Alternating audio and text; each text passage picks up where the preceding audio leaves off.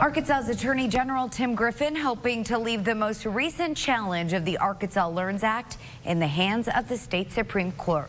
We're glad you're with us tonight at 10. I'm Laura Monteverdi. Hello, good evening, everybody. I'm Bob Clausen. It's good to have you along. This comes just days after Pulaski County judge signed off on a temporary restraining order against the new law. Samantha Boyd is in studio tonight after talking with the AG about a motion he filed just today. Samantha, what are you learning?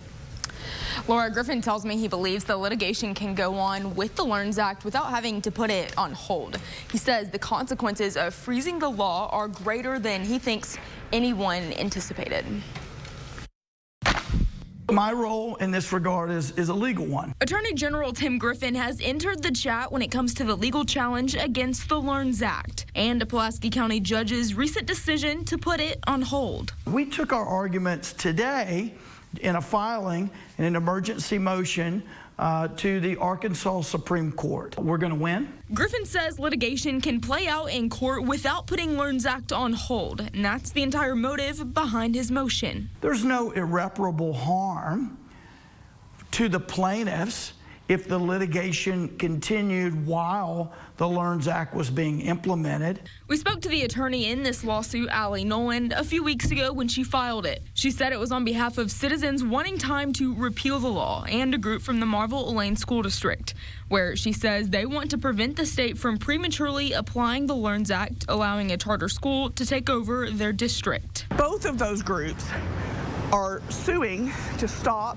the Department of Education, the Secretary of Education, the State Board of Education, and the state of Arkansas from applying the Learns Act before the date that it should go into effect. At the time of filing the lawsuit, Nolan said the goal was not to put a total stop to the law, but pumping the brakes on it all being applied too soon.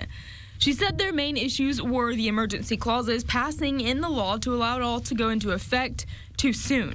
They have created this problem by making it so big and so complicated and rushing it through. We are vigorously defending it. It's constitutional. It was passed consistent with the practices of the House and Senate for decades. Griffin says the consequences of putting Learns Act on hold while the judge makes long-term decisions are not only massive but unnecessary. The judge's order last week freezes the educational system that needs to prepare for the fall and has the consequence of denying pay raises, denying maternity leave for teachers.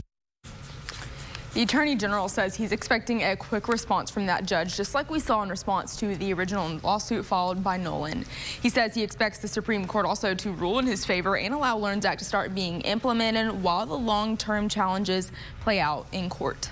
Reporting live in studio, Samantha Boyd, KRK 4 News. All right, Samantha, thanks very much.